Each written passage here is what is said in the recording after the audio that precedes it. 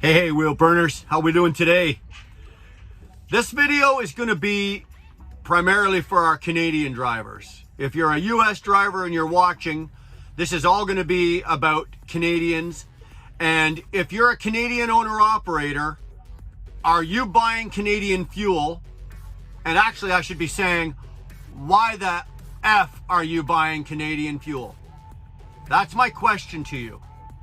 And we're gonna give a couple examples today of why you should not be buying Canadian fuel. So if you're a Canadian owner-operator and you're buying Canadian fuel, stop right now, okay? Now here we go on this.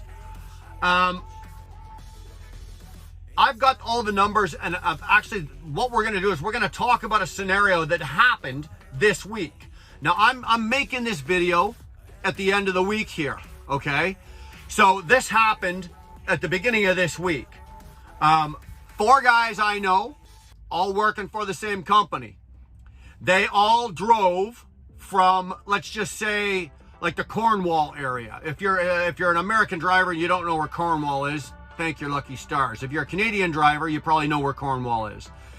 Now, all 4 of these guys, different trucks, all drove from, say, the Cornwall area, and they were going out to Wisconsin. The trip totaled 835 miles, one way. Okay, so from Cornwall out to Wisconsin. They ran up the 417 to the 17 to Sault Ste. Marie, crossed in Sault Ste. Marie, and then they ran through Michigan, made their way out to Wisconsin. Okay, so here's where the fueling comes in. They got fuel in Prescott. They filled their trucks. Unfortunately, they had to buy Canadian fuel. They were starting their trips. They got to fill their tanks. So you can't fault them there. They bought the Canadian fuel. Okay, now the price they paid for fuel at Prescott. Okay, and we've got the numbers right. I hate to do this. I really hate making notes and doing this, but they paid $1.31 Canadian. $1.31 Canadian. A liter. For the Americans that don't know what a liter is, there are 3.79 liters in a gallon. Okay? So, after their discount, okay, sorry, that was after their discount, $1.31. They got a small discount at the pump. The pump price was a little higher, but their price is $1.31. Okay? So after we take $1.31, convert that to US, to the American dollar, and I did this on today's exchange rate. The exchange rate on Monday might have been a little differently, so it might be a few cents off here, but on today's exchange rate, that comes out to $1.09 US. And then we convert the liters to gallons, so we go $1.09 US times 3.79, right? 3.79 liters in a gallon. They paid $3.97 a gallon. And that was in Prescott. Unfortunately, they had no choice. Okay, they got to go where they're going. They drove from Prescott to Sault Ste. Marie. They stopped, they fueled at the Flying J in Sault Ste. Marie. They slept, they fueled their trucks, they slept for the night. Now, they fueled their trucks again in Sault Ste. Marie, in Canada, on the Canadian side. Now, fuel on that day in Sault Ste. Marie was $1.51 on the pump, but their price was $1.42 a liter. So $1.42 a liter. After you convert $1.42 down to American, or over to American, that comes to $1.21 US times 3.79. They paid $4.58 a gallon. Canadian. Okay? Or American, sorry. $4.58 a gallon. That is fucking robbery.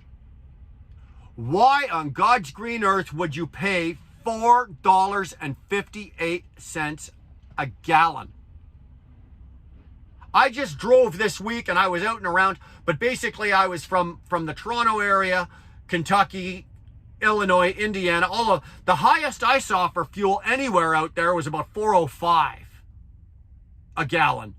Now, in my pump price, and that's at the pump price, my price would have been significantly lower than that. But still, $4.58 a gallon they paid. Now, if they would have waited till the morning, crossed over into Sault Ste. Marie, Michigan, driven 3 miles. Sorry, I had to look. 3 miles. And it was 3 miles. There's a service plaza 3 miles over the border. Fuel there was $3.59. That's a 99-cent difference. Okay? Now, I guarantee you, when they drove from Cornwall area all the way up to Sault Ste. Marie, those trucks were getting no better than 6 miles per gallon. It's a pull all the way up. Any Canadian or anybody that's pulled the 417, the 17, all the way to Sault Ste. Marie, 75% of your drive, you're climbing hills. You're pulling. Though not one of those trucks got better than 6 miles to the gallon. So what does that mean? That means when they got to Sault Ste. Marie, that each of them put better than 100 gallons of fuel back into their trucks. 378 liters. 378 liters would be 100 gallons, right? So they paid basically $100, or to say $99, and that's based on just 100 gallons. If they put more than 100 gallons in, or if they put more than 378 liters, if they put 390 or 400 liters, then it's going to be more. But I'm just basing this on an average.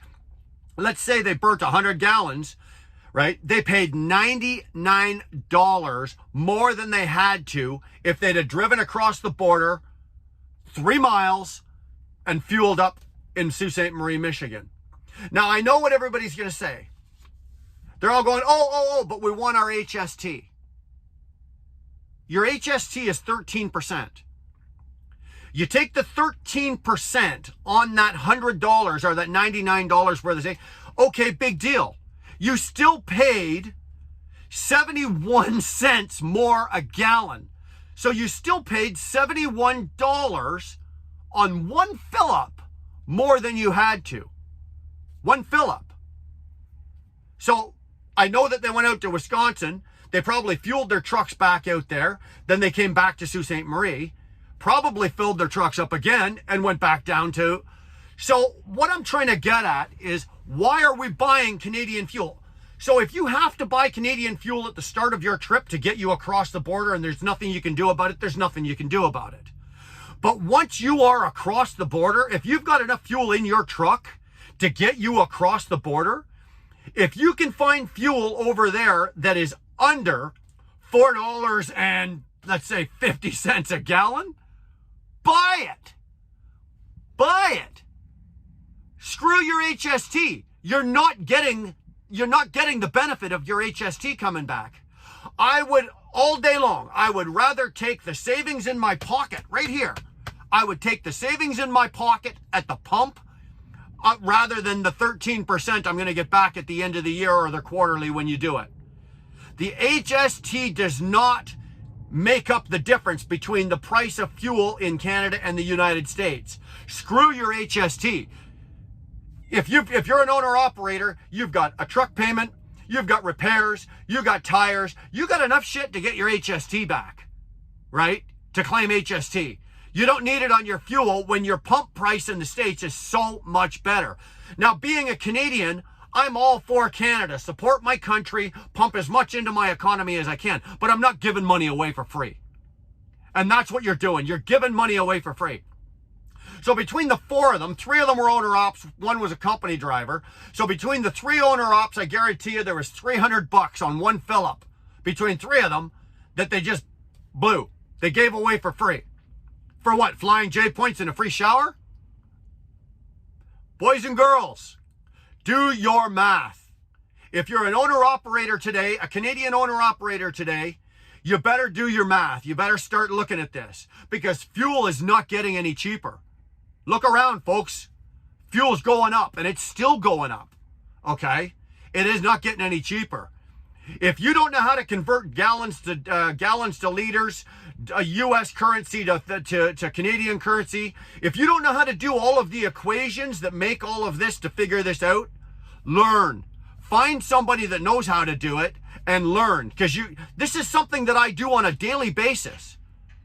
I start doing this shit in my head. As I'm driving by, I'm looking at that pump price. I'm looking at that pump price. I'm looking at that pump price. And I'm doing this stuff. If you don't know how to do this, do it. You better learn. Find somebody who knows and learn. And start doing it. Because you're paying way too much for your fuel buying it in Canada. So knock it off. Stop. Okay? That's my word to you. Now, the second thing about this whole trip, as an owner-operator, what would I have done differently? Well, I tell you. Let's look at the routing. Okay? 835 miles to run 417-17 into Michigan. They take, Michigan 28 through Michigan all the way down and feed them, work their way out to Wisconsin. 835 miles.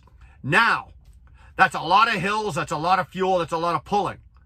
If they'd have gone down the 401, crossed in Sarnia, ran across Michigan, Indiana, Illinois, into Wisconsin, they wouldn't have pulled a single hill till they got into Wisconsin. And even then, with the routing that they would have taken, the hills weren't that bad. Now, the mileage difference. The mileage is 1,010 miles. So that is a 180 mile difference. Everybody's going, yeah, it's a 180 mile difference.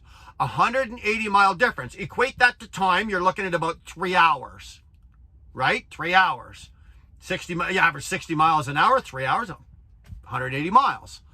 Now, when you equate the pulling and the miles per gallon that you're getting going up there through the Sioux, up and around and going down through Wisconsin, and if you go the other way, first of all, going from 417 to the 17, your average speed is about 45 miles an hour. The posted speed limits up there are between 80 and 90. And then you're hitting small town after this, after light, after this, after stop sign. Okay, so you're doing 45 miles an hour. On 40 to 45 miles an hour, all the way 835 miles. Okay, now you run the 401. We're all running a buck. You're running a buck 5. So you're running 65 miles an hour down the 401. You're running 65 miles an hour across 69. You're running 65 miles an hour all the way across 94. You're running 65. You're running a highway all the way up to Wisconsin. Okay. Now, you're saying it's going to take 3 hours longer. Yes, on paper, it takes 3 hours longer if you do the mileages. In reality, it's about 3 hours faster. I don't have anything to stop me. I don't have stop and goes. I don't have anything. And I'm going to save about a quarter tank of fuel. The reason I know this is because I've done it both ways and did the math on it both ways when I was working for the same company that they're at when they sent me on those trips. I did 2 going their way. I did 2 going my way. I pulled into Wisconsin. Actually, I was going to North Dakota. But still, the time difference was about 3.5 hours and the mileage difference was on about a quarter tank of fuel. I saved a quarter tank of fuel going my way, running more miles. Why? Because I'm not pulling hills. I don't have the stop and go. I don't have lights. I don't have small towns. I don't have to, come down to 25 miles an hour to go through this town for 5 minutes. I didn't have any of that. I could set my cruise control, which is important, as we all know. Run your truck on cruise absolutely as much as possible. Get your goddamn foot off that pedal and run your cruise. So I ran my cruise control. What I'm saying here is, don't pull hills, do the math. Start looking at your routing. If you're a Canadian owner-operator and you've got to run into the States, look at your routing. Look at your terrain, look at the hills, look at the states you're going into, the provinces you're in. Do the math.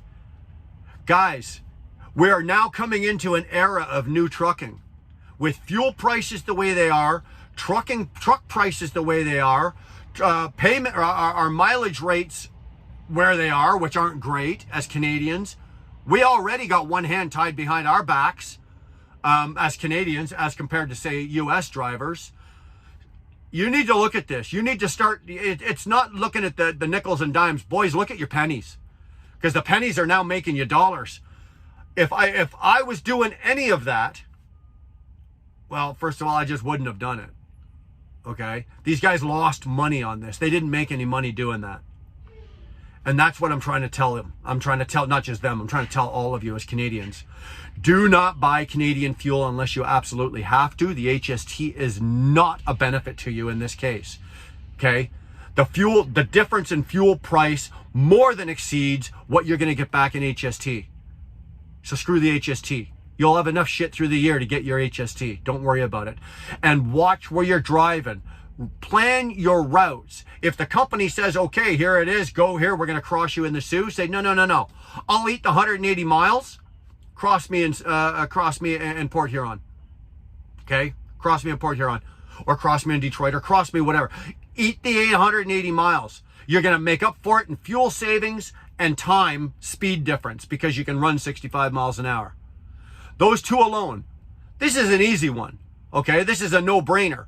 But a lot of guys just don't think of this. They think, okay, load is on, fuel's in the truck, balls to the wall, let's go. You're not making any money with balls to the wall, boys.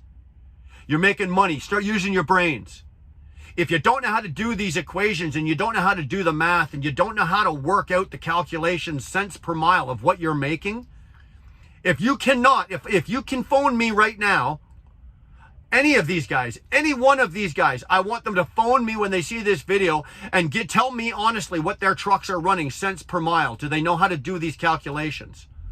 Hopefully they do. And I want them to tell me what their truck is running cents per mile. Okay? How much are they making cents per mile after all of their deductions, benefits, fuel, mileage rates, miles per gallon, blah, blah, blah, blah, blah. Tell me what the cents per mile is on that truck. I want to know. If you don't know how to do it, find out, please.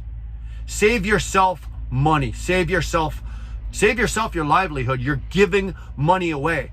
If you're making so much money that you can afford to give away $100 on one fill up, dude, I'll follow you around, and you just open your wallet and give me the $100 every single time. I'll make more at the end of the week taking all you guys $100 than I do driving my own truck. That's how much I will make. So there you go. Here's a quick one on why are you buying Canadian fuel? Don't even think about it. US fuel.